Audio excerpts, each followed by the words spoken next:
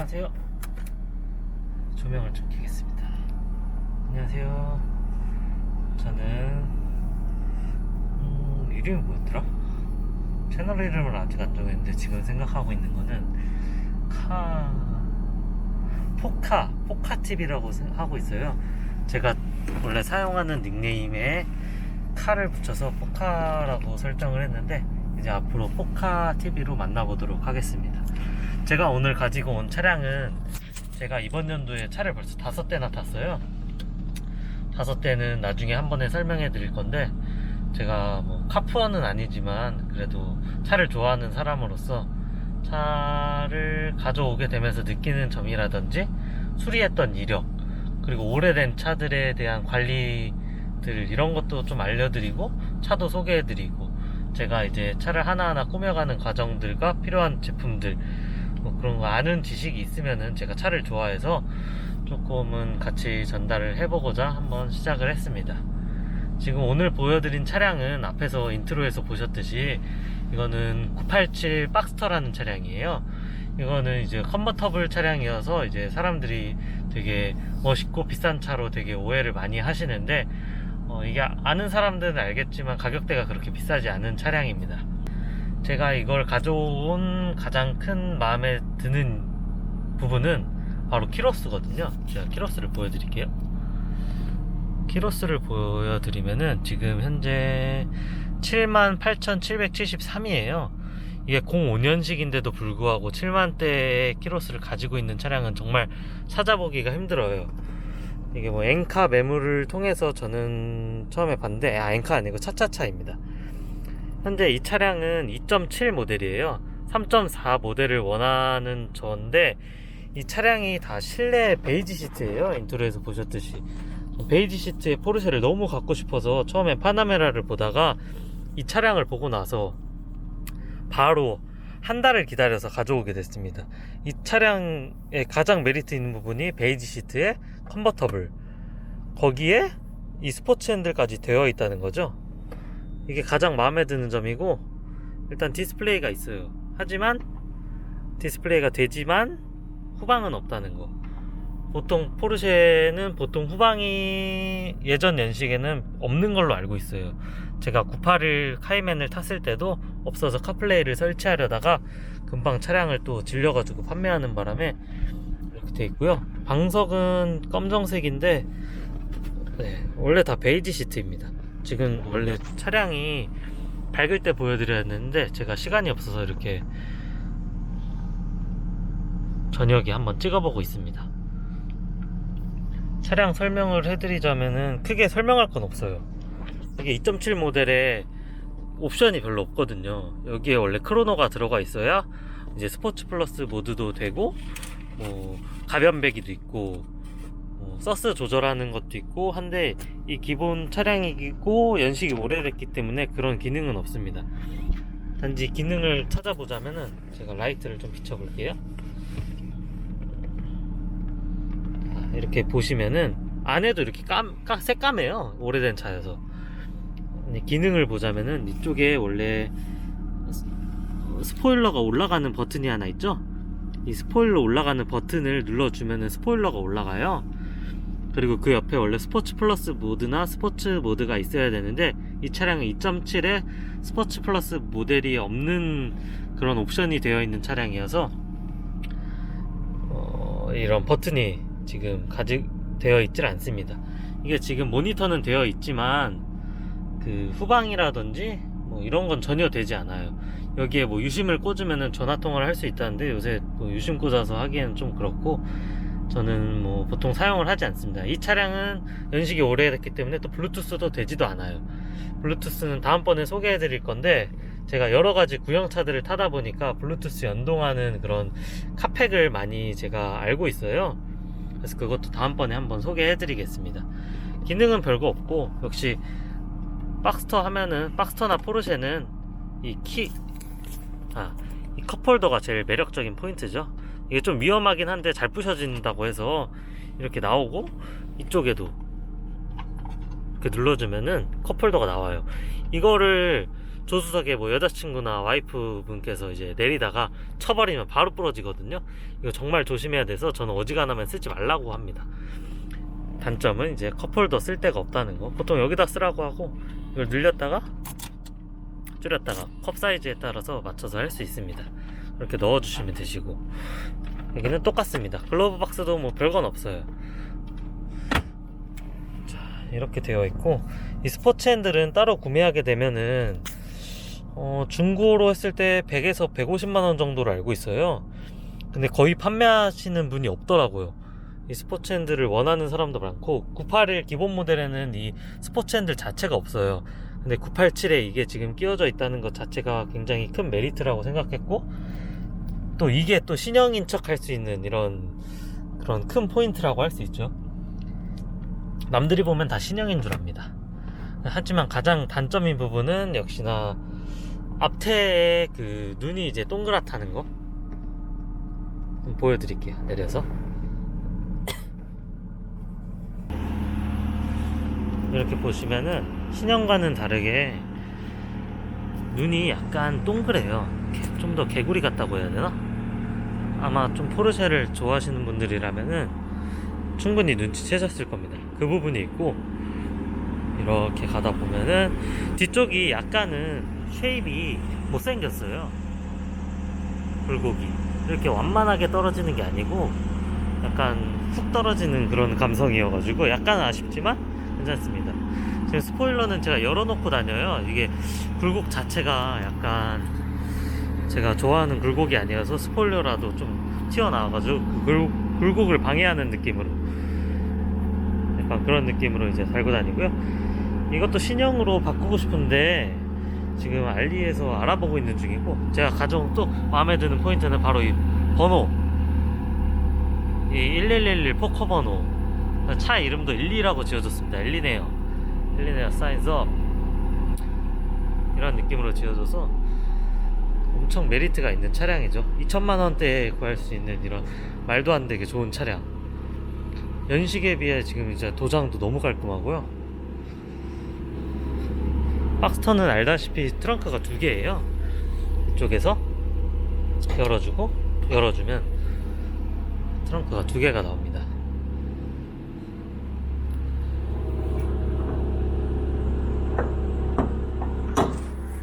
트렁크가 이렇게 나오죠. 이쪽에는 뭐 깊이가 한 1m는 아니고 좀 깊어요. 캐리어 하나 들어갈 정도 되는 것 같고,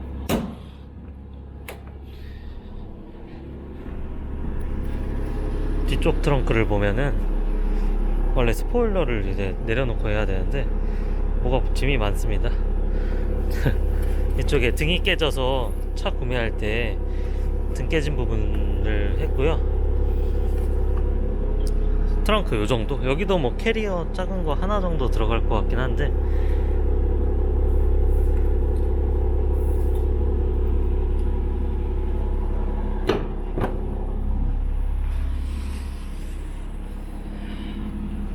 자, 차량은 이렇습니다.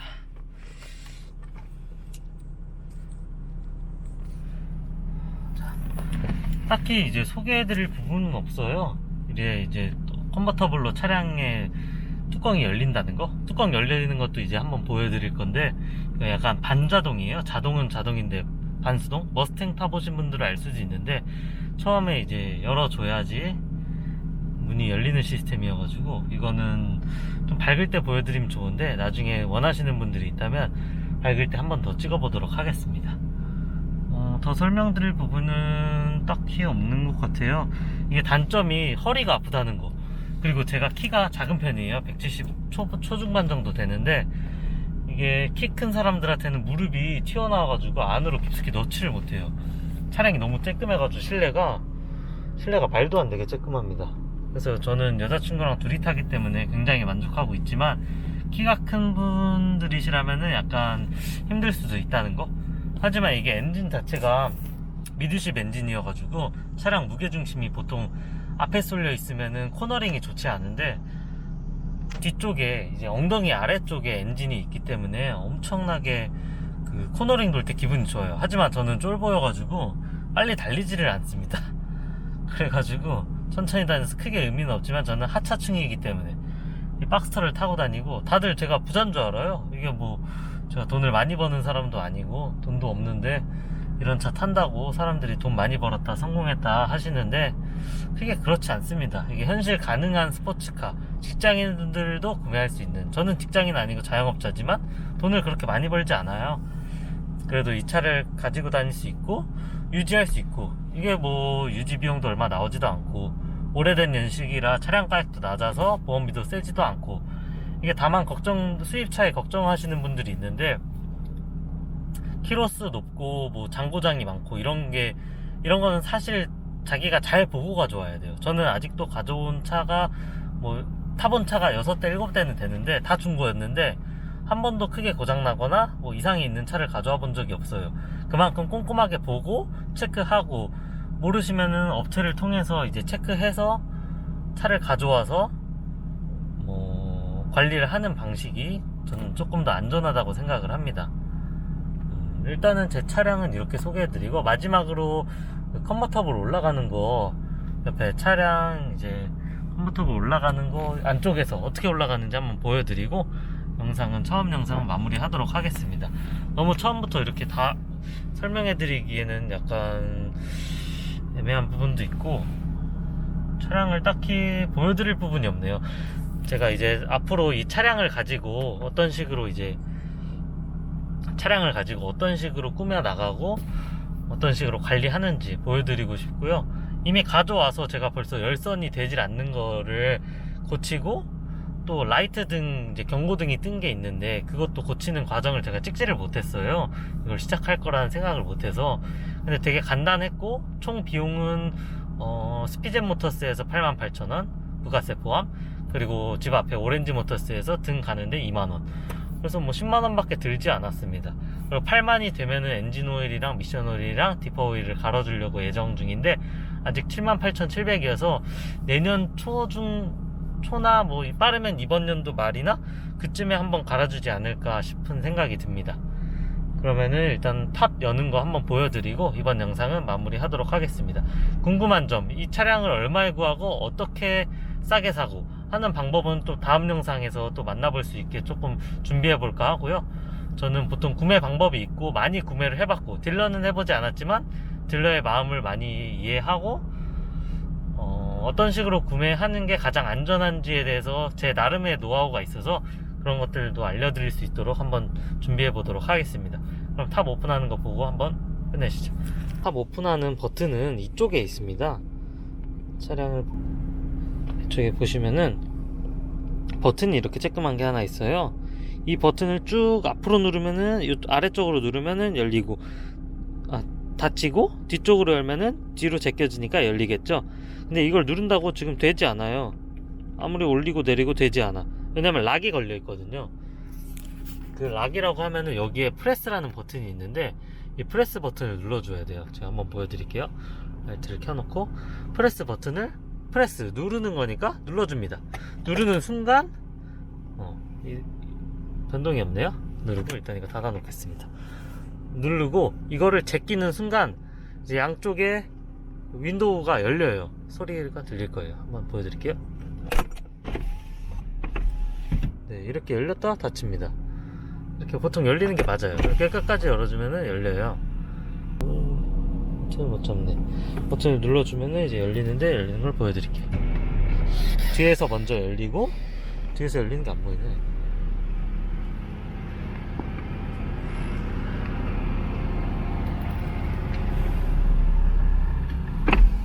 자, 이렇게 차량이 열리고 창문도 다시 닫혀요. 이만큼 열렸다 닫혔다 하는 정도로 열리고, 네, 이렇게 오픈되고 되게 간단합니다.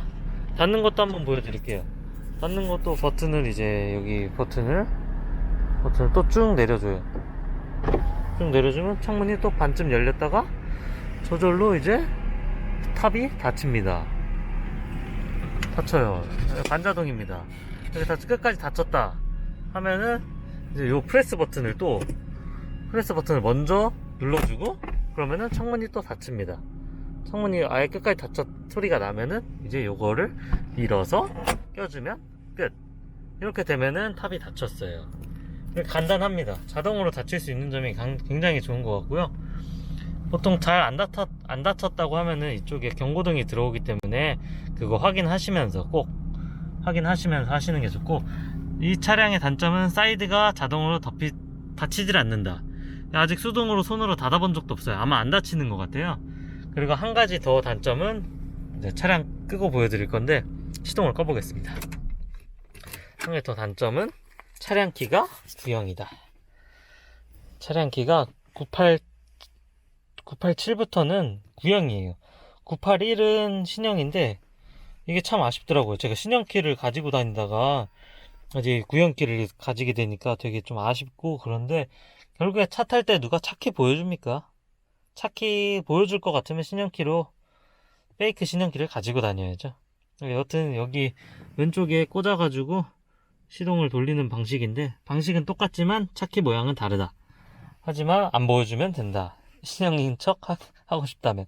이게 신형 개조를 하는 분들이 계시긴 한데 재료가 없고 잘 주파수가 맞질 않는다 그래서 잘 안 해주시더라고요. 근데 그 지방 쪽에 한 분 하시는 분이 있는데 그분한테 맡겨서 한번 가지고 오는 과정도 제가 한번 담아보도록 하겠습니다. 그럼 오늘 영상은 이제 이쯤에서 마치고요. 궁금한 점 있으면 댓글이나 댓글밖에 없네요. 댓글 남겨주시고 좋아요, 구독 한 번씩 눌러주시면은 다음번에 더 의견 수용해서 많은 정보 가져다 드릴 수 있도록 조금 소개해 드리도록 하겠습니다. 이제 겁 안 내고 포르쉐 모두가 탈 수 있는 날이 왔으면 좋겠고요. 이게 포르쉐 감가도 적은 편이기 때문에 아마 접근성이 되게 좋은 차량이라고 저는 생각해요. 슈퍼카 정도, 4람페에서 포르쉐를 요즘에 빼고 이제 다른 걸 넣어야 되지만 그 급으로 올라갈 수 있는 그런 좋은 발판이 되었으면 좋겠습니다. 그러면 다음번에 인사드리겠습니다. 안녕히 계세요.